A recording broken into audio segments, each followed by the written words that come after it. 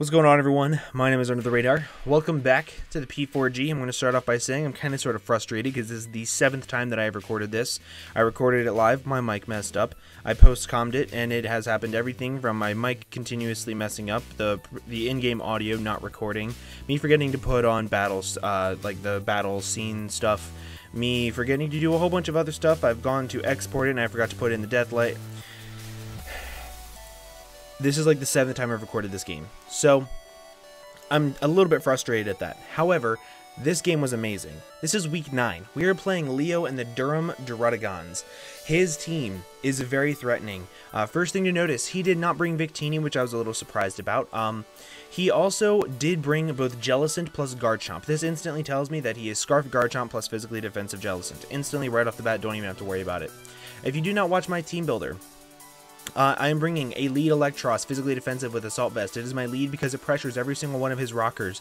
Cobalion, Garchomp plus Mega Arrow. I can tank any one, potentially 2 hits depending on what he goes for, and I can easily 2-hit KO any one of them, so that is amazing for me. I'm also bringing a Scarf Gengar to hopefully clean up, a Scarf Darmanitan in case Scarf Gengar fails, and Agility and Empoleon in case both of them fail. I'm also bringing a physically defensive Pasho Berry Rhyperior, along with a physically defensive, somewhat speedy Shaman to outspeed Adamant Max Speed Skuntank. Now, as I said, I did bring a lead Electros. That was my guaranteed lead. It pressures every single one of his rockers, and I'm going to stick by that plan, no matter what happens. As you are going to see, he's going to lead off with Corbin the Cobalion. Now, this is pretty cool, because what I'm going to be able to do right here is I'm going to be able to scout out his set. If he does not take a bunch of damage from this flamethrower, then instantly I will know he is a Spadef variant, but otherwise it should do about 60% or so, and as you're going to see right here, it does just at about 60 to 65%, showing me that he just looks like he has not a lot of HP investment. Since I know he's going to switch out here and not lose his Cobalion turn 2, I'm going to click U-turn here, expecting him to go into something. Luckily for me, he goes into his Skuntank. Now, I have a couple of plays I can do here. I can either go into my Rhyperior, which I do, or I can go into my Empoleon and try to burn this thing. I choose my Rhyperior first because I know it'll force out this Skuntank and it'll force in his Jellicent, and I want to Toxic that thing as early as I possibly can. So what I'm going to do here is I'm going to click Toxic, instantly knowing that he's going to go into his Jellicent. I do land the Toxic and I get that thing put on a freaking timer. That makes me so unbelievably happy. Now, I do have a Pasho Berry, so I can live a Scald fairly easily. Like, very easily, actually. It's kind of surprisingly how easily I live a Scald. But what I am going to do is I'm going to switch out directly into my Shaman. The most this thing can do to me is Ice Beam, and as you're going to see from this predicted Ice Beam that he does go for, it is not going to be able to 3-hit KO me, it looks like, after leftovers. So that's really good for Shaman. Shaman is a boss this game. I'm just going to tell you guys that now. So he's going to take a little bit of poison damage, and right here, I know it's going to force him out, expecting the Giga Drain. So what I'm going to do is I'm going to predict that, and I'm going to go for an Earth Power. He goes directly back into his Skuntank, which is really cool because I get off a solid Earth Power. And as you're going to see, this shows that he is very, very specially defensive, if not AV fully Spadef from that damage. I do get the Spadef drop force, meaning that no matter what, this next Earth Power will do a lot of damage, so he is going to switch out, oh no, I'm going to go for Synthesis, trying to scout out Poison Jab damage. What I should have done there was click Earth Power again, because I do outspeed this thing no matter what. I should have known that, judging by the damage that I did with Earth Power, so my correct play was probably going for an Earth Power there, getting this thing weakened. It'll set up my my Gengar a lot easier for later on in the game. So I do make a little tiny bit of a misplay, but that's a hindsight 2020 misplay. That's just my opinion though. So here I do go for the Earth Power, 1 turn too late, and I catch the arrow, so it doesn't do anything. And now my Shaman is in a very bad spot because Mega Arrow does kill me with an Aerial Ace from this range. So I do have to switch out. Luckily for me, I have a bunch of good switch-ins to this. My first one that I'm going to go into is going to be my Electros. I can take 2 Stone Edges from this thing if he is Jolly, which I'm expecting him to be able to outspeed a +1 Dragon Dancing Dragonite. That is pretty much I'm not going to say his best bring, but it's his smartest bring. As you can see, he's going to go for the aerial ace. He is going to get a crit, but it's not going to matter too much in the end of the game, I don't think, at least. He is going to switch out here, and he is going to go into his Raichu. I predicted him to go into his Garchomp here, so I went for Hidden Power Ice. I'm going to catch the Raichu anyway and get off a little bit of damage. That damage looks like it didn't do as much as it should for just offensive Raichu, but it was hard to tell between offensive and just regular Raichu. But this U-turn does show me that he's a weird spread of Raichu. I didn't really know what he was in the game, but right here, I'm going to make a little bit of a misplay. I'm going to go into my Shaman. I should have gone in my Darmanitan. Darmanitan guaranteed killed Raichu from that range with U-turn. If I'd gone into that, my Shaman would probably save a little bit of HP. But again, hindsight 2020. I also went into Shaman because I expected his only move to be able to hit me with was Hidden Power Ice. But as you can see, he does have the Signal Beam, and he gets the like 10% confusion on me, which is awful, and I hit myself in confusion. And this puts me in a very, very bad spot, and I'll tell you why. Now, Shaman is my biggest crutch this game. It is my check to Cobalion, it is my check to Jellicent, it is also my check to Garchomp. I'm at such a low amount of health, I cannot switch into Garchomp or Cobalion with that range of HP, so I have to force in the Jellicent, and I have to Synthesis up. I'm going to play the rest of the game trying to force in Jellicent so I can Synthesis up with my Shaman. That is all I'm going to be aiming for the rest of this game. I'm sorry I didn't talk about these last couple turns, but pretty much I was trying to just get in my Electros and get off a little bit more chip damage off on this Raichu. I went for U-turn so I could have a sack in the back. Knowing that he has some very offensive mons on his draft, it's always helpful to keep at least one sack around. So I'm very happy that I have at least one right now. Right now I'm going to go into my Darm and I'm going to click U-turn here. It killed the Raichu. It also didn't allow his Mega Arrow to come in. Hindsight, if I had clicked Rock Slide, I'd be in an amazing position, but I didn't. And here I'm going to go into my Rhyperior. I want to get up my rocks. Again, hindsight, not the play I should have made. I should be clicking Ice Punch here, I'm not going to lie. But he does click Aqua Tail. I eat my Pasho Berry, which is exactly what I was expecting. And I'm going to set up my rocks here. This was a poor play, honestly, just because in a couple turns I'm going to have to defog away rocks anyway to allow my Darmanitan to not be able to be destroyed. I stay in with my Rhyperior here, mainly on a miscalc. I forgot to take Pasho Berry off of the calc, so I lose my Rhyperior to me being done with calculations. Also, these misplays, they're not really misplays, it's just hindsight that would have made me get in a much better position. So they're not really misplays, they're just other plays I could have made that I didn't make. I still think I made the safest plays on all of these. Getting up rocks was really nice, as you can see from Raichu getting weakened. It'll also put his Mega Aerodactyl guaranteed in range of Rock Slide. So it's not like it was a misplay, but it was... I think there were other plays that could have been made that would have been just as good.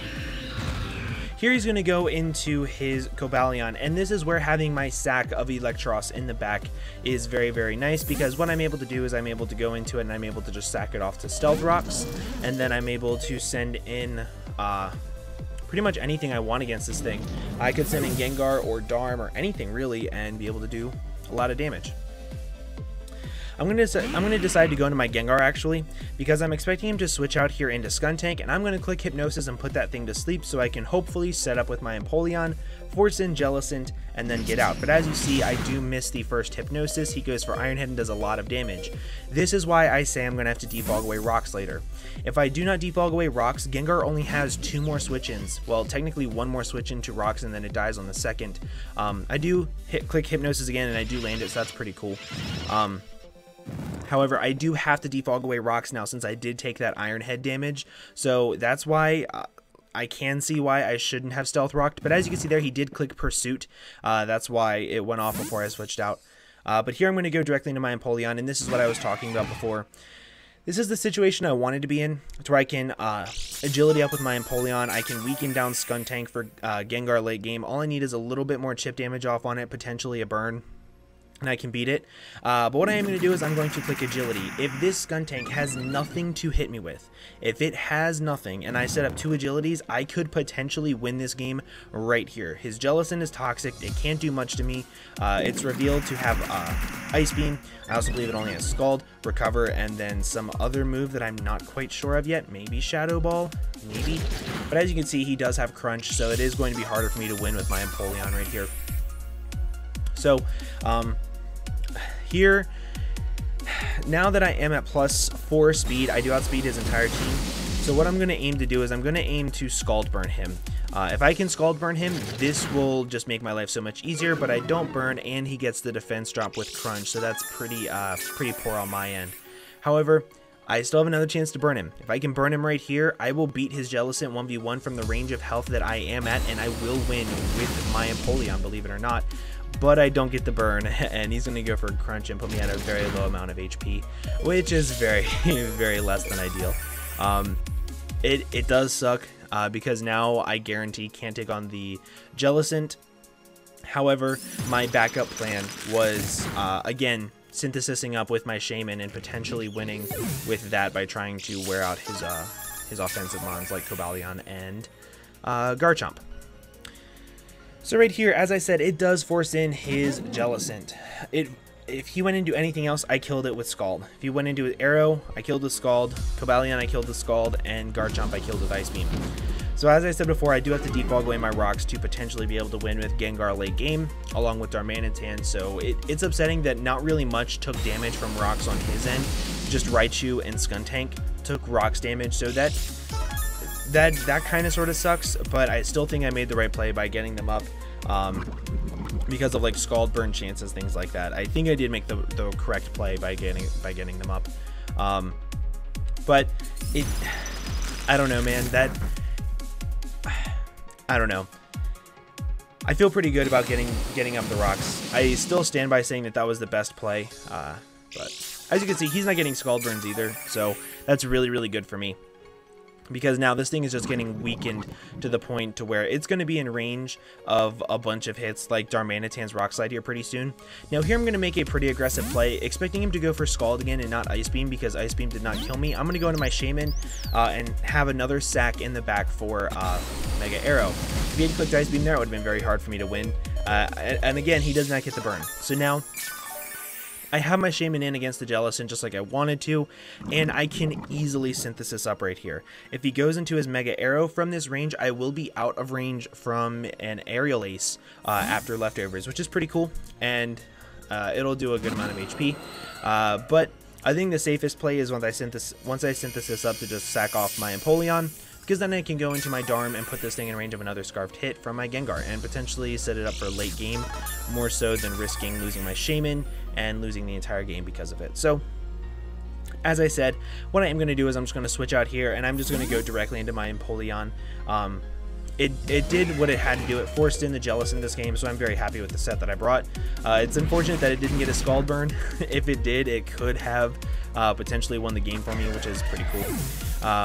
But Empoleon still did its job. So here what I'm going to do is I'm going to go into my Darmanitan. Rock Slide is a roll or so to kill it. I need an extreme max roll, and as you can see, I do not get it. He lives on about 2 HP or so, which is pretty cool. And he's going to go for the Aerial Ace and take out my Darmanitan. Now, what this has done is this has set up for me to win with Dazzling Gleam late game, because Garchomp takes about 57% minimum from it. This dies to it. Jellicent dies to it, along with Cobalion dying to Dazzling Gleam. So, my goal right now is to win with Gengar with Dazzling Gleam. That is what I'm setting everything up for right now. Now that I've locked myself into Dazzling Gleam, he cannot go into Garchomp, or he cannot go into Mega Arrow. Or so I thought, but he goes into his Garchomp anyway. I can see why he went into Garchomp and not Mega Arrow, because from right here, he can pull a double and go into his Mega Arrow and actually win. But he didn't. He went into his Cobalion. I think that was a big misplay on Leo's part. If he had gone directly into his Mega Arrow, he could potentially win the entire game right then and there. So that's the thing. Because if he had gone into his Mega Arrow, Aerial Ace would have done about 75% to me or so, and I'm at about 80. or about 79%. I wouldn't have been able to take a Dragon Claw. I wouldn't have been able to take a close combat, nothing like that. And he could have won this game if he had pulled a double into his Mega Arrow and not this. But I can see why he didn't as well, because if I had stayed in and I had clicked like HP Ice or something like that, he would have lost the game. So it was a big 50-50 on his end. I can't say that he made the wrong play. He just didn't get the 50-50 correct. As you can see, he was Z Corkscrew Crash, and I just synthesized up because I expected him to be Z Close Combat, and that just helped me out a lot. He's going to go for Close Combat here, do quite literally 0 to my Shaman, and that makes me pretty happy because Shaman is a freaking boss, man. And I'm just going to go for the Giga Drain, get off a good amount of HP, and right now I'm going to enter in this bad cycle where I have to spam Giga Drain. I absolutely have to spam Giga Drain. If I do not, I will lose this game. If at any point in time I click Synthesis, I will lose this game. Or I can click Synthesis repeatedly and guarantee that I'm above the range of Mega Aerodactyl's Aerial Ace. So that's something that I could have done as well. I had a couple different options. I'm going to choose the option where I'm going to want to be up with as most amount of HP, and I also want to scout to see if he's going to switch up his moves at any point in time. I'm going to click one more Synthesis after this. He has used 3 close combats in a row. So do I think he will change up to an Iron Head after this hit? I do not. So what I'm going to do is I'm going to click Synthesis here. I'm going to get back up to full HP. This allows me to guarantee take on Garchomp. No matter what set he is, I will be able to take him on and put him in range of Dazzling Gleam to potentially win with my Gengar late game.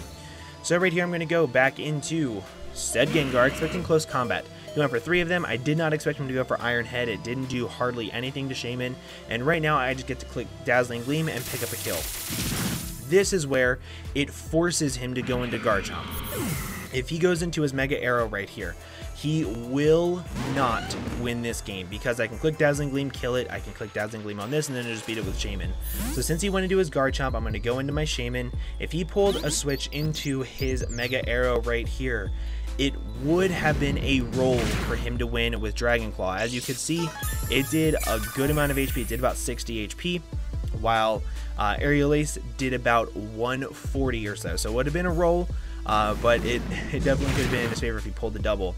And here, all I'm going to do is spam Giga Drain. I'm not going to allow Mega Arrow to come in. All I have to do is hit 2 Giga Drains on this thing, and then I guarantee win this game.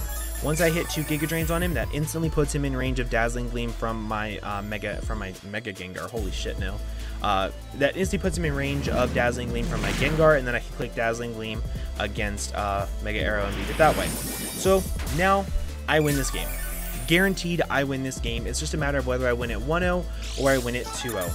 Since he is not changing up his moves at all to like Poison Jab or Fire Fang or anything like that, I am assuming he is Choice Scarfed and he cannot switch up his moves. And of course, as I said before, he is forced to stay in because if he goes into his Mega Arrow, he will not be able to beat me. I'm going to assume he does not know that I'm Choice Scarfed Gengar. Otherwise, I don't really understand why he's doing this. I don't understand why he's spamming Dragon Claw, honestly. Unless he didn't know that I was Scarfed Gengar. That's honestly the only explanation that I could think of. But either way, this game is becoming a massive Shaman walling session. Shaman has just put in a massive amount of work this game, and as you are going to see from this next Dragon Claw, he will not be able to take me down too low, but Giga Drain will take him out, and that is another kill for Shaman. I believe Shaman has gotten 2 kills now. I think 2, something like that. Something like that. But with leftovers and Giga Drain recovery, I'm back up at above 50%.